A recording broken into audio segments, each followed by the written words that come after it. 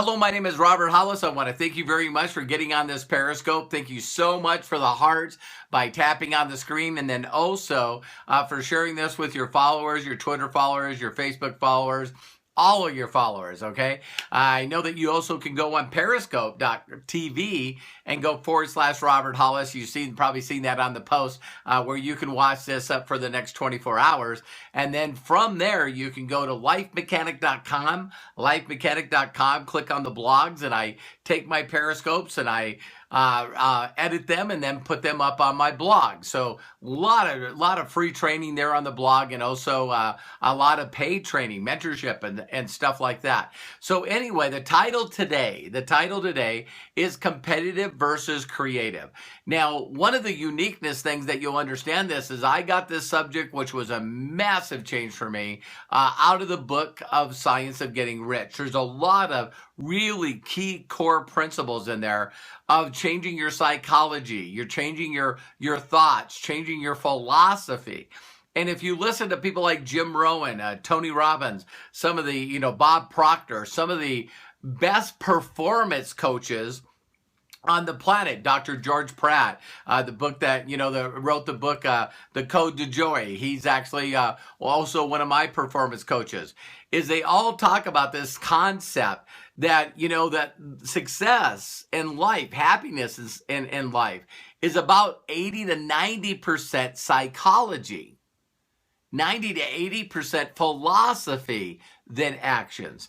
And let me give you a really unique thing on this. When you first get involved in being successful, you might know the scripts, you might know what to say, you might know what to do, but as you're going out there, if your whole thought patterns are, I'm just going to give this a shot, I don't know if it's really going to work, and I really don't like people, and if I make money, then it's going to make me a bad person, and you know what, I don't want to really recruit a person because I'm comfortable right now, and I'm sort of a people pleaser, and I'm a know-it-all. So if I recruit somebody and now they come in, now my time is just like gone. I'm going to have to actually help somebody.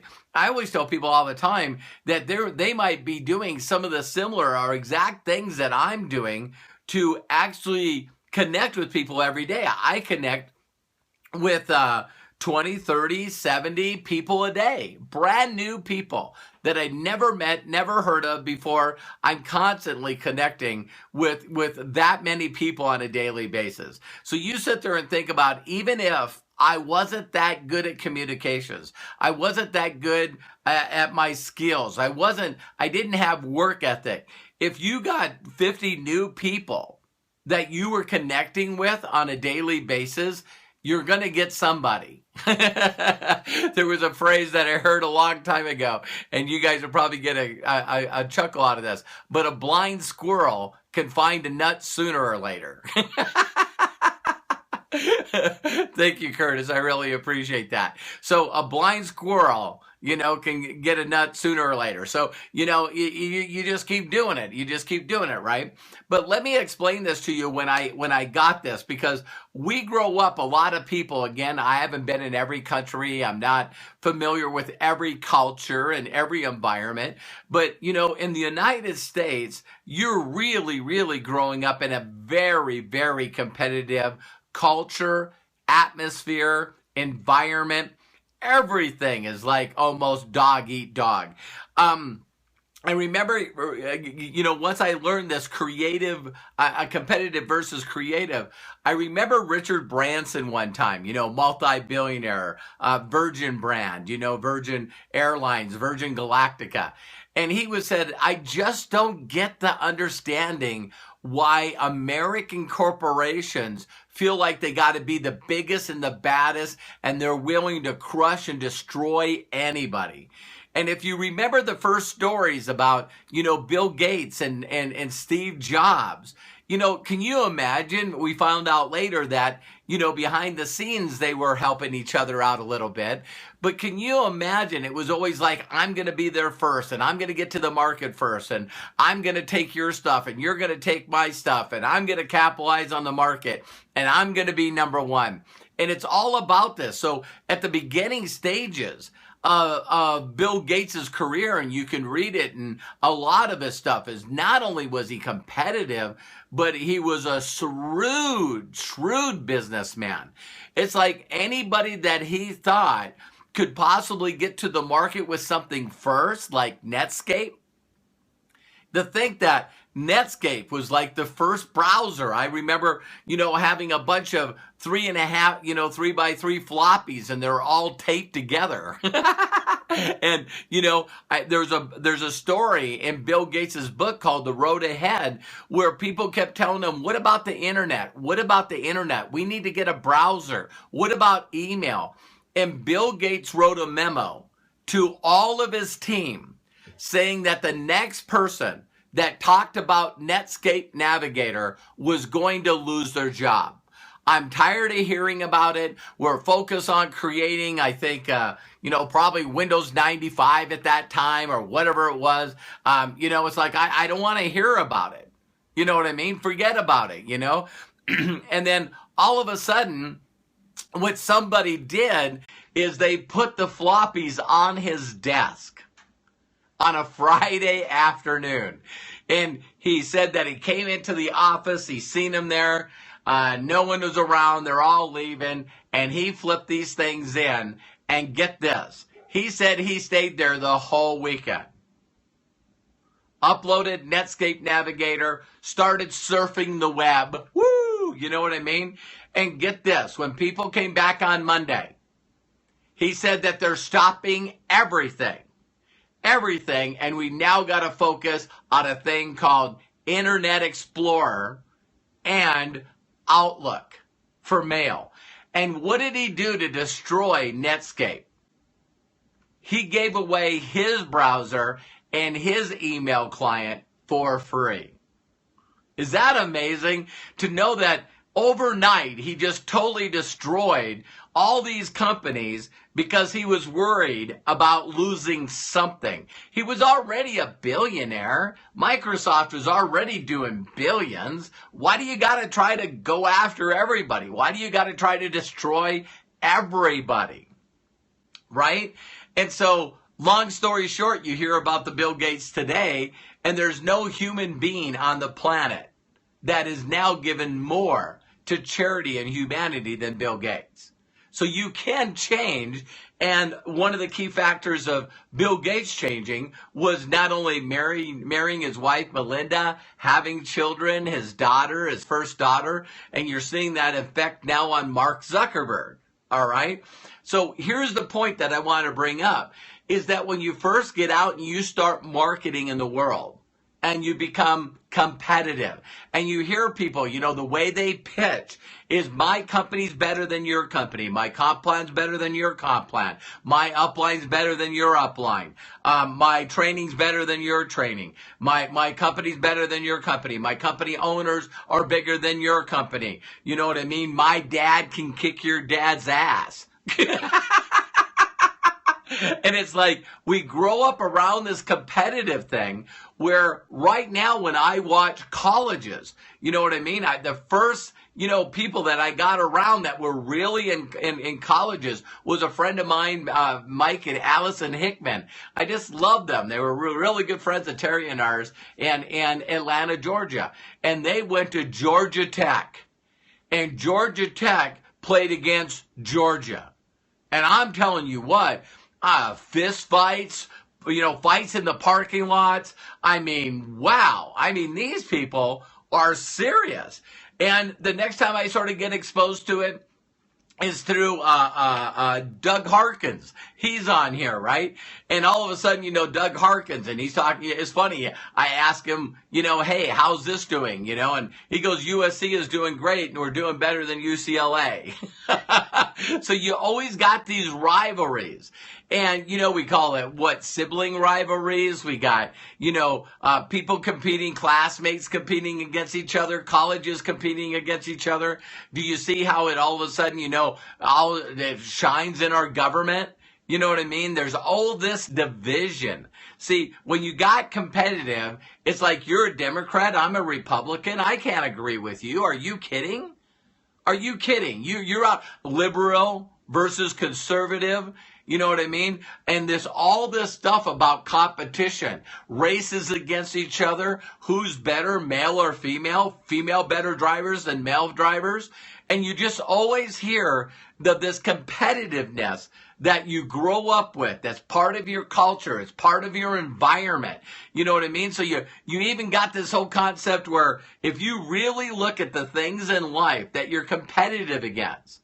Now, you know what? Whether people want to agree with this or not, but I'm not familiar of a war that's not happening on this planet that's ever been created because of a division on which spiritual belief is better than the others.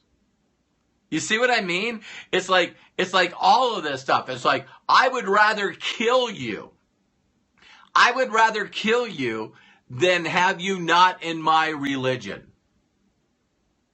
And it's like, if you look through history, virtually every religion is slaughtered tens of millions of people because they didn't believe and they didn't convert. And so when you really think about the competitiveness, it's not only ingrained in us, but it's encultured in us. And all of a sudden, it's like, then what happens? Now all of a sudden, it's like if someone's doing better than me. So not only in the, direct sales industry, the network marketing industry, the affiliate marketing industry, it's like everyone is competitive. No one can help anybody. I only can listen to my upline. I only can listen to my trainers. My trainers are better than yours. My guy makes more than you. My lady makes more than you. And then all of a sudden you go inside the same company. And there's competitive organizations within the company. So now all of a sudden, if one person has got a new system, a new idea, a new thing, then as they start working up inside of a company, then the old crew, the old Congress, the old senators won't allow new days to happen. Are you guys getting this? So, you can be pro-Obama or you can be anti-Obama. The one thing that we know for a fact that's happening in our government is nothing's happening. Nothing's happening. These guys would rather squash each other's ideas and filibuster other people's ideas and say negative things about other people's ideas and find all the negative in other people's ideas than supporting each other. So now, we always talk about how bad presidents are. The Congress that we have right now in the United States is at an all-time low. Everyone knows in the United States and the rest of the world that our senators, that our congressmen are there. And it's like, some of them have been in there forever. I'm saying ever. They're in their 70s. They're in their 80s. You know what I mean? They're multiple terms, and their ideas are not going to change. They're just not interested in change. Well, this happens, ladies and gentlemen, inside network marketing companies. So you got owners of the company, and then you got people that have been there forever. And now that you come with new ideas and your new production. And all of a sudden, the people that were there before will cause politics. And they'll go out of their way to lobby against you to the owners to stop you from doing the new thing. And they'll actually stand in front of the room and talk about eyeball to eyeball, belly button to belly button, and we do things this way, and we do things this way, and they'll totally go out and just slam other people.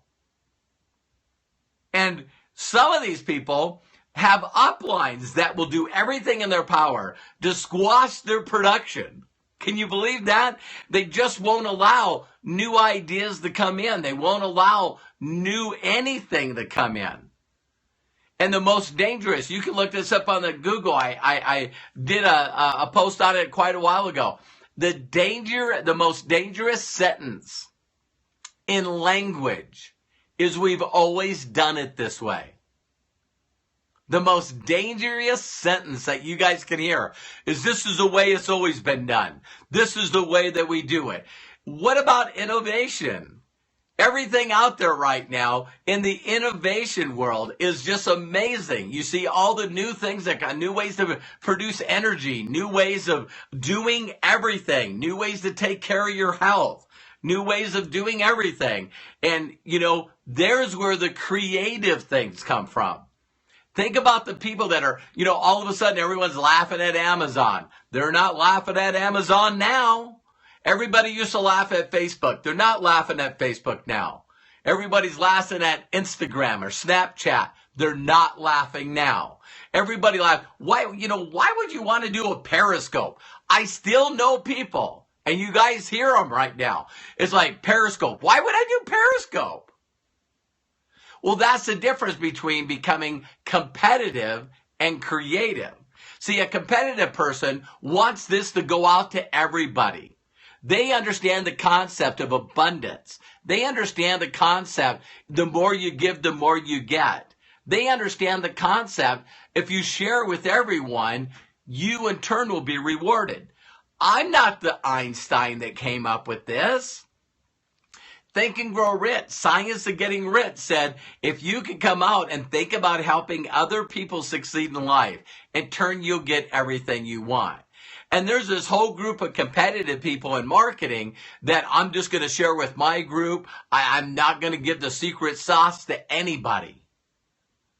And now guess what? We're seeing it change. The internet is allowing, Periscope's allowing, all these new things are allowing. And so I would just like you to ask yourself this question. Are you on a day-to-day basis thinking about competitive? Or when you hear that somebody else, here's the biggest way to tell that you still got to work on your competitiveness, right? Is if somebody else in the world is doing better than you. If someone in your company is doing better than you.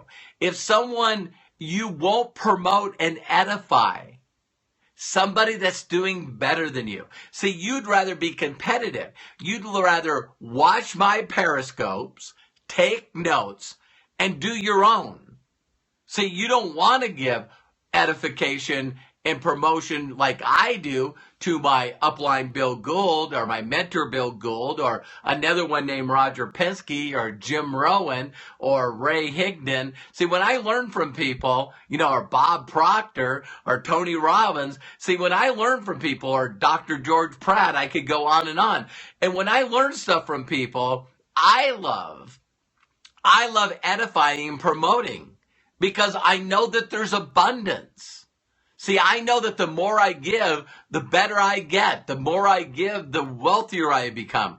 The more I give, the more fulfillment and joy that I get. The more I give, the more I can give to other people through cash flow and to charities. It's a whole different thought and a philosophy of how you got to be successful. And so when I help people get involved, I want them to be the best. I just got this incredible message this morning from Andrew Eaton. And he's part of Life Mechanic University. He's in South Africa. And he's with a different network marketing company. And I've taught him what to do. And through my mentoring, he put his leaders in. And I got a message from him and he says, we're crushing it. I had my best year ever. And guess what? He's not afraid to tell people that I helped him become number one in his company. He wasn't afraid to tell the people that he couldn't mentor and teach to learn from me. And now look where he is. And it's this whole concept. And you got to ask yourself that question. Am I competitive or am I creative? In every area of your life, you got to constantly ask yourself that.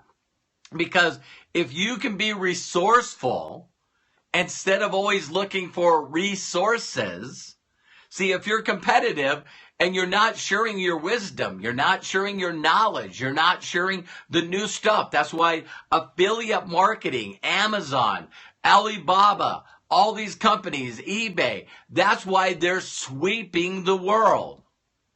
The reason that they're doing it is because they allow people to go in and become affiliates like we do with Life Mechanic University, and you learn the stuff and then you share the stuff. And the more you do that, the more money you make, the more friends you have, the more fulfillment you have. So there's this group out there in the world that always are going to be competitive. They're always going to be, lying to each other. They're always going to be division between them and deception and destruction and war. And then there's a group of people out there that are creative, that are always trying to help each other out, that are always trying to find ways to help other people than help themselves.